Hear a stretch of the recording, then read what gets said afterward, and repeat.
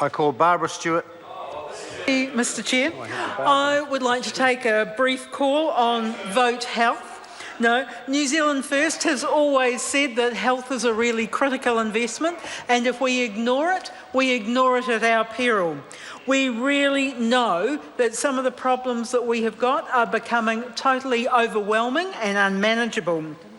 And what we're seeing from the government is an attempt to manage the budget around the areas that are easy, with little regard for some of those areas. And we are really concerned at the number of people that are now becoming obese in New Zealand.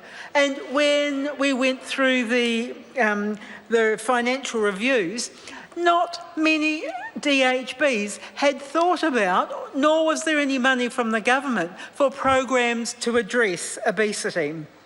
Ignoring the problem is not going to assist it, just going to make it bigger and bigger. At this point in time, we've got 1.2 million New Zealanders who are classified as obese, and that is a significant number. The cost to our health system is increasing. $686 million per year, every year. Really, if we're going to spend that amount of money, we would believe that it was a health crisis. Now, we know that the government has decided to adopt an Australian program to try to tackle the problem of obesity and invest $1 million per year in 10 communities around the country. Ironic that this government chose to look overseas for programs to address obesity when we have got some really good programs here in New Zealand that have addressed the problem. And I must talk about Project Energise that's in the Waikato. What did it do? It got children out and about, exercising, reducing weight, and improved health was a result. Why on earth we would choose to go with a program which the evidence says, and I'll quote from Professor Boyd Swinburne from the Auckland University, seems to show it will be effective in European kids, but it needs work for Maori and Pacific kids. Well, guess what? New Zealand is a multiracial society, and obesity is an issue that affects everybody, not just Europeans and not just the residents of 10 lucky areas that have actually been chosen. If nothing is done, this will only continue to increase the problem and the demand for services. We need to look at action and prevention right now.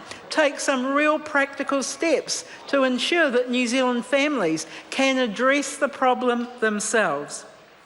Another absolutely disgraceful case of cost-cutting demonstrated by the government is the underspend of over $20 million on family-funded care schemes last year.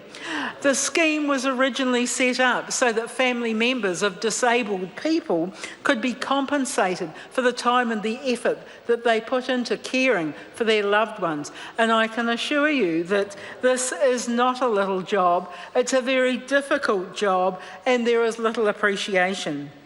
Basically, that scheme was meant to ease the financial burden that families were facing. They already face a huge financial burden, and they are really in need of support. When this scheme was first rolled out, we were told here in this House that it would benefit 1,600 New Zealand families, that $23 million would be spent, and that the disabled and care communities had actually been consulted to produce the scheme.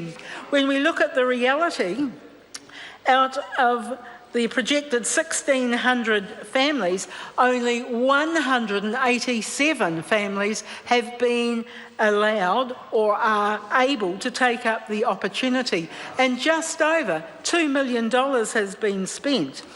And here we have the disabled and the carers community who believe that the scheme is the most flawed. A review's absolutely essential. The money's been put aside. We need to ensure that it gets to the most vulnerable. And these people are. And my last area, another area that's been totally overlooked, is that of asthma and respiratory disease.